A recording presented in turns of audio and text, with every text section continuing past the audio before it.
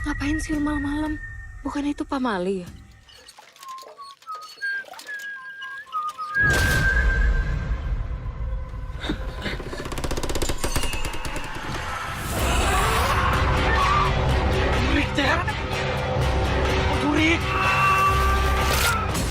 Tiap daerah punya pantangannya masing-masing. At the beginning of the movie, we are introduced to a gravedigger named Ujung, who is burying a body that appears to have succumbed to some type of infection. After the burial, it becomes evident that Ujung has contracted the same infection. He then starts whistling, and soon, the entire village begins to whistle in the same eerie manner. The camera then pans across the graveyard, revealing many dead bodies that Ujung is tasked with burying. Next, we are introduced to Yusuf, a local from the same village who is accompanied by a team of paramedics, Jen, Mill, and Put, sent to treat those suffering from the epidemic spreading throughout the village.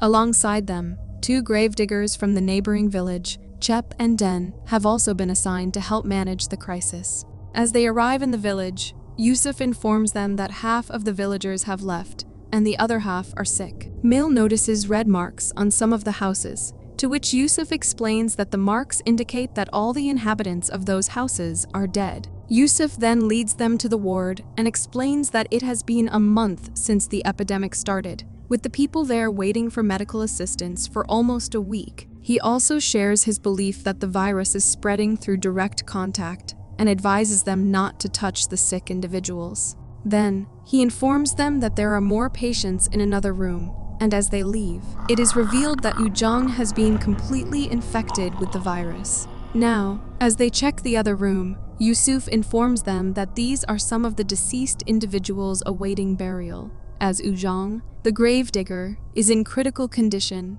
Yusuf then shows them the place where the girls will be staying, and Den and Chep are assigned a room next to the cemetery. Meanwhile, Put notices an umbrella in their house, and just then, Mill comes there, prompting Put to keep it aside. Later, when Mill goes to the room where the dead bodies are kept to place the mothballs, one of the balls rolls back towards her, causing her to feel a bit scared. She then notices a dead body moving, but it turns out to be a rat. That night, as Dan and Chep are burying the dead bodies, they hear a whistling sound, and we see some people in the village whistling. Meanwhile, a local named Jat is marking a house, but as he is about to leave, the light in the house turns on, and he hears someone giggling inside. Perplexed, he enters the house to investigate and sets his paint box down on the floor. Finding no one inside, he switches off the light. However, as he is leaving, the paint box hits his feet and falls, revealing footprints as if someone unseen is standing there,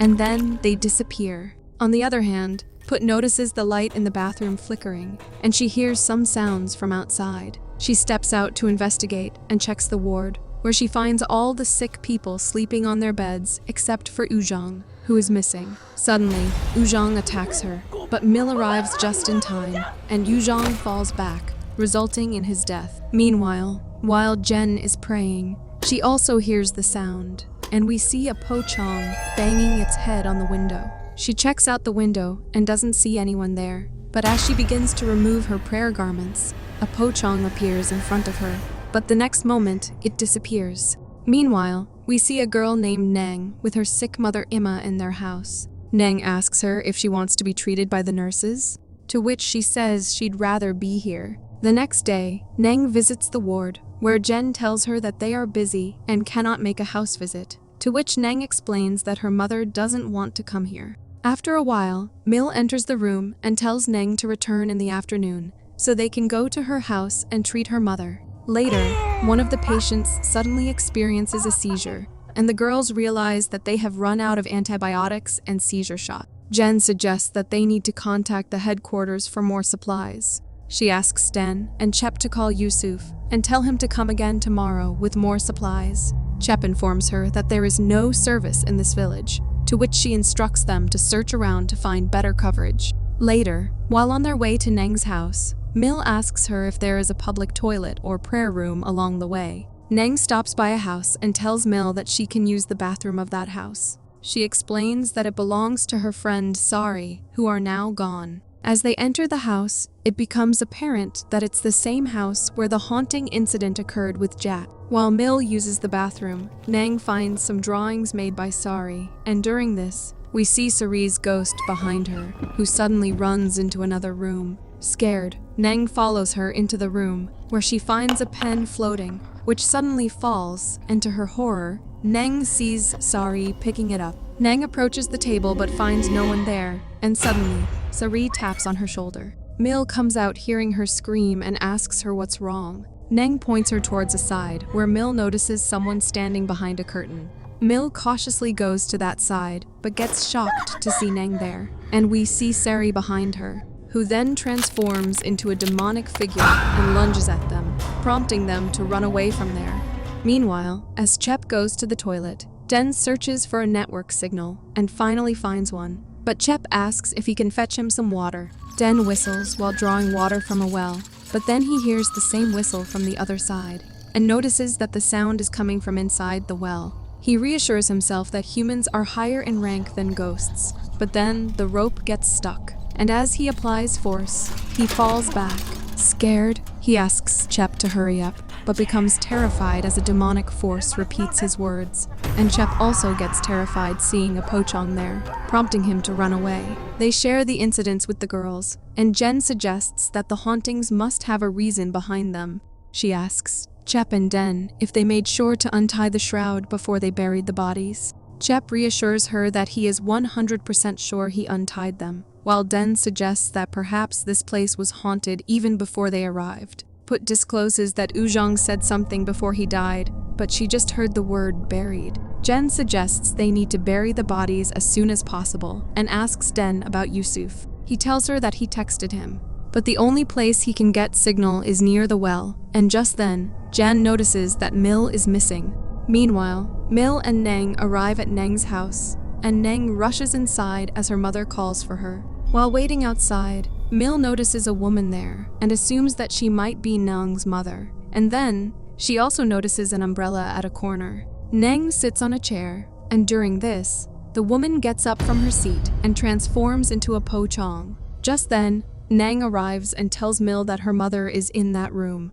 Confused, Mil looks back and finds no one in that room.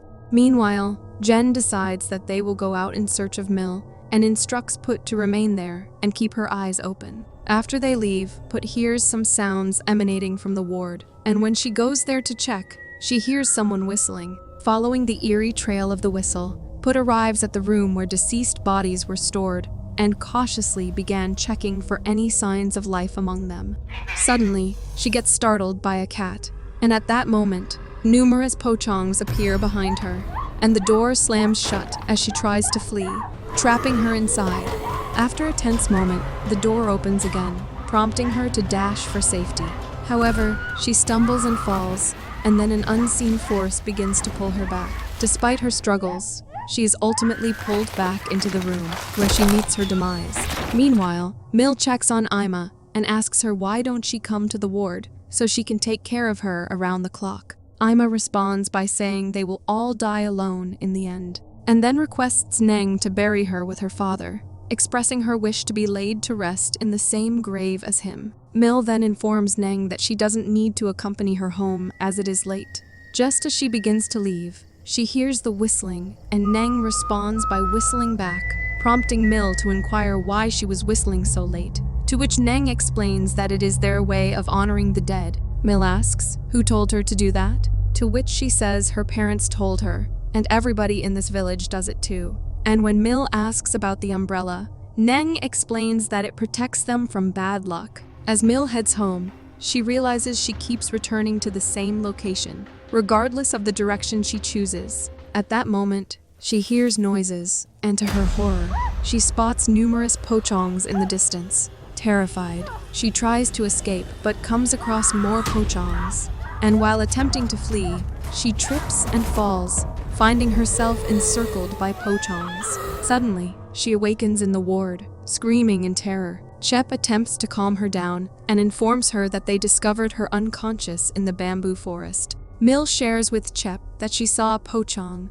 and he reveals that he also spotted them in the village. Just then, Den arrives, and Chep informs Mil that Put is missing. In the meantime, Jen discovers Put's lifeless body, prompting others to rush outside upon hearing her screams. Later, Jen instructs Den to contact Yusuf and tell him to pick them up today. As Jen packs her bags, Mil asks her, does she wants to leave Put's body here? Jen responds that Put has become a victim and emphasizes that they are risking their lives by staying here any longer. She blames Mil for Put's death, suggesting that if Mil hadn't attempted to play the hero, Put might still be alive today. In response, Mil retorts that she wasn't the one who left Put alone there. Just then, Den arrives and informs them that Yusuf is on his way. Jen tells Mil that she is going to wait for Yusuf at the dock, and Mil can choose to accompany her or not, as she doesn't care either way. Later, Ima wakes up hearing some sounds, and to her horror, she spots a Pocong peering at her through the window. She calls for Neng, who promptly shuts the window and asks her if she's okay, and then she leaves to prepare food for her. Some time passes, and Ima hears the sounds again, and this time, the Pocong appears directly above her and vomits something into her mouth. Meanwhile, Chep says he hopes Jen is with Yusuf now, and he is taking her back to the city. During the night, Den becomes aware that he too has contracted the infection, causing him great concern. He then hears a noise and ventures outside to investigate, and discovers Chep sitting there. Den lights a lamp, but to his shock, Chep is no longer there. He enters the room and finds someone sleeping there, and assuming him as Chep, as he approaches him, he gets shocked to find himself there. He rushes to Chep and tells him that he saw a ghost, and when Mil tries to calm him down, he asks how he can calm down when he is infected. Just then, Neng arrives and informs Mil that her mother is gone. Mil decides to gather the remaining people in their houses and instructs Den and Chep to bury Ima in her husband's grave, and asks Yusuf to pick them up tonight. After digging Ima's husband's grave, Chep notices that his headstone was positioned at his feet, and meanwhile, Mil observes that all the villagers are dead in their houses. On the other hand, Den climbs onto the well to access the network, successfully reaching Yusuf, but Yusuf informs him that it's raining heavily, so he'll come to get them in the morning. Den insists it's an emergency, but suddenly loses his balance, causing the phone to fall into the well inside a bucket. He somehow manages to retrieve the phone and urgently informs Yusuf that he must come immediately to pick them up. However, a Pocong pulls him into the well. Meanwhile, as Jen wanders through the woods, someone calls her name, imploring her not to leave her there. Jen gets terrified when she sees Put's ghost and flees in terror. Here, Chep finds a book about how to properly bury the deceased, and in it, he reads that the feet should face the headstone, not the other way around. If you break the rule, the village will be doomed. Only then Mil with Neng reaches there, and Chep informs her that it was him who screwed up. He broke their tradition and caused the Pocong haunting. He explains that this village has a different culture, and Mil remembers that traditions like keeping the umbrella open at home and whistling at night are all different in this village. Just then, they notice that Neng is missing, prompting them to start searching for her. And during the search, Mil discovers Den's phone near the well. We then see Neng walking towards the apparitions of her mom and dad, but as she draws near, they transform into Pochongs. Hearing her scream, Chep rushes to her aid, bringing her to his room and urging her to hide under the bed. After a while, the door creaks open, and a Pocong enters the room, slowly advancing toward the bed. However, it suddenly jumps and vanishes. Thinking it's gone, Chep encourages Neng to follow his lead, but suddenly the Pocong reappears. Meanwhile, Mil makes the grim discovery of Den's body in the well. And just then, Chep arrives with Neng, and Mil informs him that they have to leave without Den.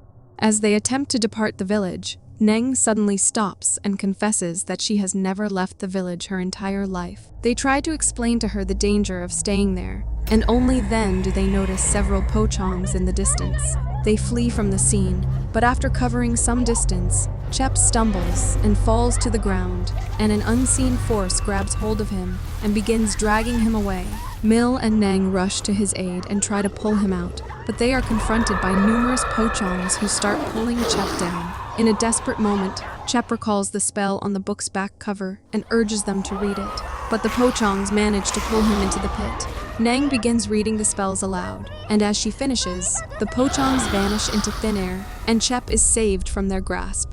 The next day, Yusuf arrives, And as they journey back, Chep tells Nang that she can live with him once they reach the other side. Mil inquires Yusuf about some writing on his boat, prompting Chep to explain that every place has its own customs, and the movie ends here. After the credits, a rescue team is shown searching for any survivors in the village. They encounter Jen, who, by this time, has descended into madness. Thanks for facing the frights with us. If you survived this video, drop a like, summon that subscribe button, and brace yourself for more horror. Until next time, stay spooked.